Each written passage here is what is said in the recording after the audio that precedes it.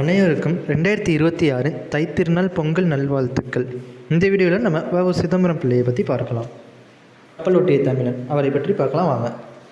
ஒரு மனிதன் தனியாக நின்னாலும் அவன் நம்பிக்கை வலுவாக இருந்தால் ஒரு பேரரசையே சவால் விடலாம். தூத்துக்குடியில் பிறந்த வ.உ. சிதம்பரம் பிள்ளை சாதாரண வழக்கறிஞராக வாழ்க்கையை ஆரம்பித்தாலும் நாட்டின் அடிமைத்தனத்தை பார்த்து அமைதியாக இருக்க முடியாது. ஒரு தீவிர தேசபக்தன். அந்த காலத்தில் கடல் போக்குவரத்தையே ஆங்கிலேயர்கள் கைப்பற்றி வைத்திருந்தார்கள். இந்தியர்களுக்கு சொந்தமான கப்பல் இல்லை, வியாபாரம் இல்லை, சுதந்திரம் இல்லை.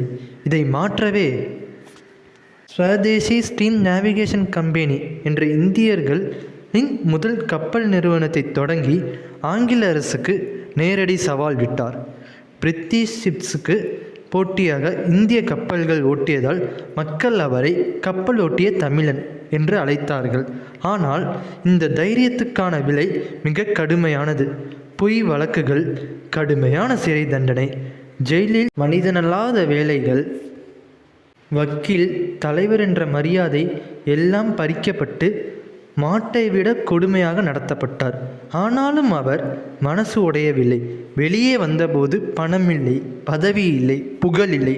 இருந்தது ஒரே ஒரு விஷயம் மட்டும்தான், தேசத்தின் மீது அளவில்லாத காதல்.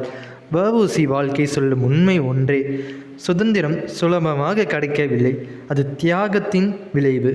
இவரிடமிருந்து நம்ம கற்றுக்கொள்வது என்னவென்றால், உழைப்பு உனக்கான வெற்றியை தராமல் இருக்கலாம், ஆனால் தியாகம் உன்னை வரலாற்றில் நிரந்தரமாக்கும். வ.உ. சிதம்பரம் பிள்ளை அதற்கான சாட்சி. இந்த வீடியோ உங்களுக்கு பிடிச்சிருந்தா மறக்காமல் நம்ம சேனல் லைக் பண்ணுங்கள், ஷேர் பண்ணுங்கள் அண்ட் சப்ஸ்கிரைப் பண்ணுங்கள். அனைவருக்கும் தைத்திருநாள் பொங்கல் நல்வாழ்த்துக்கள்.